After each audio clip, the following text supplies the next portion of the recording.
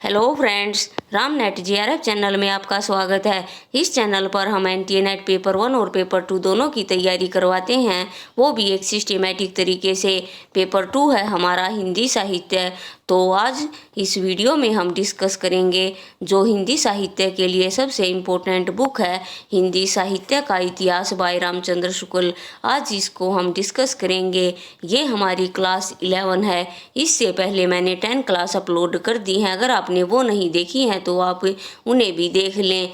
तो जो भी स्टूडेंट्स हिंदी साहित्य से किसी भी एग्ज़ाम की तैयारी कर रहे हैं, जैसे net GRF, HPSC, RPSC, PGT, TGT, HTET, assistant professor and other competitive exam, तो सभी के लिए ये क्लास बहुत ही महत्वपूर्ण है, क्योंकि ये एक ऑथेंटिक बुक है और हिंदी साहित्य के लिए सबसे अनमोल बुक है। तो फ्रेंड्स, इस वीडियो में हम आज डिस्कस करेंगे जो हमारा प्रकरण 3 है, देश भाषा काव्य, उसका भाग डी। तो ये बुक मैं आपको हैंड रिटन्स नोट्स के साथ करवा रही हूँ, जिससे आपको ये इजीली समझ में आ जाएंगे। तो आइए देखते हैं हमारी क्लास 11। इसमें आज हम देखेंगे चंद बरदाई को और अन्य कवियों को। तो सबसे पहले देखते हैं चंद बरदाई, संवत 1225 से 1249। तो फ्रेंड्स, मैंने और भी वीडियो में बताया है कि सन निकालने के लिए हम -57 कर देंगे तो हमारा सन निकल कर आ जाएगा। तो चंद बरदाई संवत 1225 से 1249 ये हिंदी के प्रथम कवि माने जाते हैं और इनका पृथ्वीराज रासो हिंदी का प्रथम महाकाव्य है। तो ये दोनों ही चीज़ें हमारे लिए इम्पोर्टेंट हो जाती हैं कि ये हिंदी के प्रथम महाकवि माने जाते हैं और जो पृथ्वीराज रासो है वो हिंदी का प्रथम महाकाव्य है। चंद दिल्ली के अंतिम हिंदू सम्राट महाराज पृथ्वीराज के सामंत और राजकवि प्रसिद्ध थे। इससे इनके नाम में भावुक हिंदुओं के लिए एक विशेष प्रकार का आरक्षण है। रासो के अनुसार ये भट्ट जाति के जगत नाम के गोत्र के थे। आगे देखते हैं, इनके पूर्वजों की भूमि पंजाब थी, जहां लाहौर में इनका जन्म हुआ। इनका और महाराज पृथ्वीराज का जन्म एक ही दिन हुआ था और दोनों की एक ही दिन इन्होंने संसार भी छोड़ा था। तो फ्रेंड्स, ये माना जाता है कि जो चंद बरदाई थे और पृथ्वीराज थे इन दोनों का जन्म एक ही दिन हुआ था और मृत्यु भी एक ही दिन हुई थी। ये महाराज पृथ्वीराज के राजकवि ही नहीं, उनके सखा और सामंत भी थे तथा षड्भाषा, व्याकरण, काव्य साहित्य, छंद शास्त्र, ज्योतिष, पुराण, नाटक आदि अनेक विधाओं में पारंगत थे। युद्ध में, आखेट में, सभा में, यात्रा में सदा महाराज के साथ रहते थे। तो ये चंद बरदाई पृथ्वीराज के सखा भी थे और हमेशा इनके साथ रहते थे। तो आइए पृथ्वीराज रासो के बारे में इम्पोर्टेंट चीज़ें देखते हैं। पृथ्वीराज रासो 2500 पृष्ठों का एक बहुत बड़ा ग्रंथ है, जिसमें 69 समय, जिन्हें सर्ग या अध्याय भी कहते हैं, प्राचीन समय में प्रचलित प्राय सभी छंदों का व्यवहार हुआ है। तो फ्रेंड्स, इसमें जो ये इम्पोर्टेंट है, एग्जामिनर कई बार ये पूछता है कि पृथ्वीराज रासो में कितने समय या सर्ग हैं। तो हमें ये याद रखना है कि इसमें 69 सर्ग हैं। मुख्य छंद है इसके कवित, छप्पे, दूहा, तोमर, त्रोटक, गाहा और आर्या। जैसे कादम्बरी के संबंध में प्रसिद्ध है कि उसका पिछला भाग बाण के पुत्र ने पूरा किया, वैसे ही पृथ्वीराज रासो के पिछले भाग को भी चंद के पुत्र जलहन ने पूरा किया। तो ये भी हमारे लिए इम्पोर्टेंट पॉइंट है कि पृथ्वीराज रासो को पूरा किसने किया। तो पृथ्वीराज रासो को चंद के पुत्र जलहन ने पूरा किया। ये भी इम्पोर्टेंट है और हमें ये याद रखना है। आगे देखते हैं, पृथ्वीराज रासो के अनुसार शहाबुद्दीन गोरी पृथ्वीराज को कैद करके गजनी ले गया। तब कुछ दिनों बाद चंद भी वहीं चले गए। जाते समय कवि ने अपने पुत्र जलहण के हाथ में रासों की पुस्तक देकर उसे पूर्ण करने का संकेत किया। जलहण के हाथों में पुस्तक रासों की पुस्तक सौंपे जाने और उसके पूरे किए जाने का उल्लेख रासों में है। तो ये दोहा भी इम्पोर्टेंट है। जब चंद बरदाई जाते हैं तो जलहण के हाथों में ये पुस्तक देते हुए कहते हैं, पुस्तक जलहण हथ दे चली गज्जण नरपकाज रघुनाथ चरित हनुमंत करप बूझ भोज उदिरित जिमी पृथ्वीराज सुजस कवि चंद कृत चंद नंद उधारिये तिमी। तो ये दोहा भी हमारे लिए इम्पोर्टेंट है।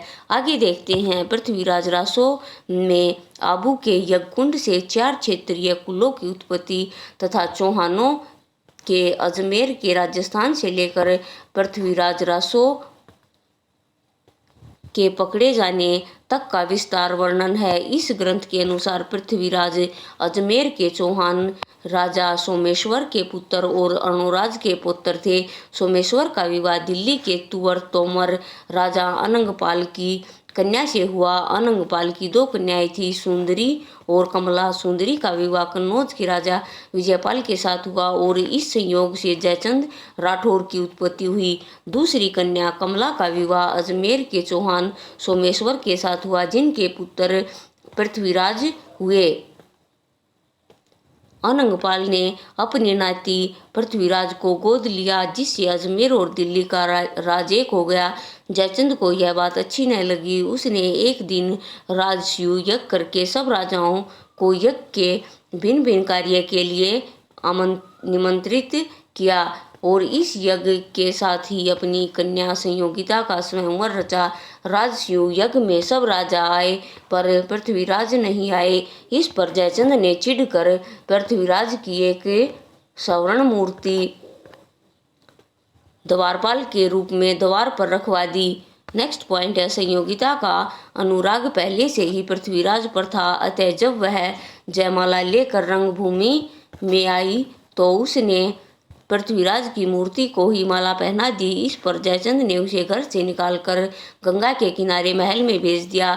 इधर पृथ्वीराज के सामंतों ने आकर यज्ञ विध्वंस किया। फिर पृथ्वीराज ने संयोगिता से गंधर्व विवाह किया और अंत में वे उसे हर ले गए और रास्ते में जयचंद की सेना से बहुत युद्ध हुआ, पर संयोगिता को लेकर पृथ्वीराज कुशलतापूर्वक दिल्ली पहुंच गए। वहां भोग विलास में उनका समय बीतने लगा तथा राज्य की रक्षा का ध्यान न रह गया। नेक्स्ट पॉइंट है, अवसर देख शाहबुद्दीन चढ़ाया पर हार गया और पकड़ा गया, जिससे पृथ्वीराज ने उसे छोड़ दिया। वह बार बार चढ़ाई करता रहा और अंत में पृथ्वीराज को पकड़कर गजनी ले गया। कुछ समय बाद कवि चंद भी गजनी पहुँचे। एक दिन चंद के इशारे पर पृथ्वीराज ने शबद वेदी बाण द्वारा शाहबुद्दीन को मारा और फिर दोनों एक दूसरे को मारकर मर गए। तो फ्रेंड्स, जो ये स्टोरी है ये एग्ज़ाम के पॉइंट ऑफ व्यू से इम्पोर्टेंट नहीं है, पर आपको इसकी नॉलेज होनी चाहिए। तो मैंने ये पृथ्वीराज रासों की स्टोरी यहाँ पर बताई है, इसे आप पढ़ लेना, जिससे आपको ये ध्यान रहेगा कि पृथ्वीराज रासों में ये दिया गया है। नेक्स्ट हमारा पॉइंट है, भाषा की कसौटी पर यदि ग्रंथ को कसते हैं तो और भी निराश होना पड़ता है। इसमें व्याकरण आदि की कोई व्यवस्था नहीं है।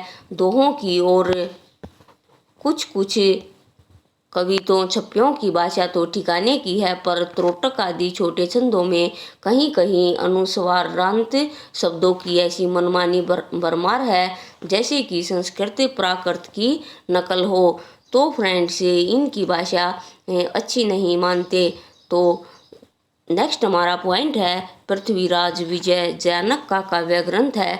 तो हमें ये भी याद रखना है फ्रेंड्स, पृथ्वीराज रासो चंद्रबरदाई का है और पृथ्वीराज विजय जयानक का काव्य ग्रंथ है। ये दोनों नाम एक से हैं, एक जैसे हैं, इनसे कंफ्यूज नहीं होना। तो ये भी हमें याद रखना है। इसका जो मेन इम्पोर्टेंट दोहा है उसे देखते हैं। मनहू कला ससभान कला 1600 बनिए बाल बैस ससीता समीप अमृत रस पीनिए, ये चंद्रवरदाई का दोहा है और एग्जाम के पॉइंट ऑफ व्यू से इम्पोर्टेंट है। अगला देखते हैं जो हमारा फोर्थ रचनाकार है भट्ट केदार। इन्होंने लिखी जयचंद प्रकाश। भट्ट केदार ने जयचंद प्रकाश नाम का एक महाकाव्य लिखा जिसमें महाराज जयचंद के प्रताप और पराक्रम का विस्तृत वर्णन है। ये भी हमारे लिए इम्पोर्टेंट है, इससे भी क्वेश्चन कई बार एग्जाम में पूछा जाता है।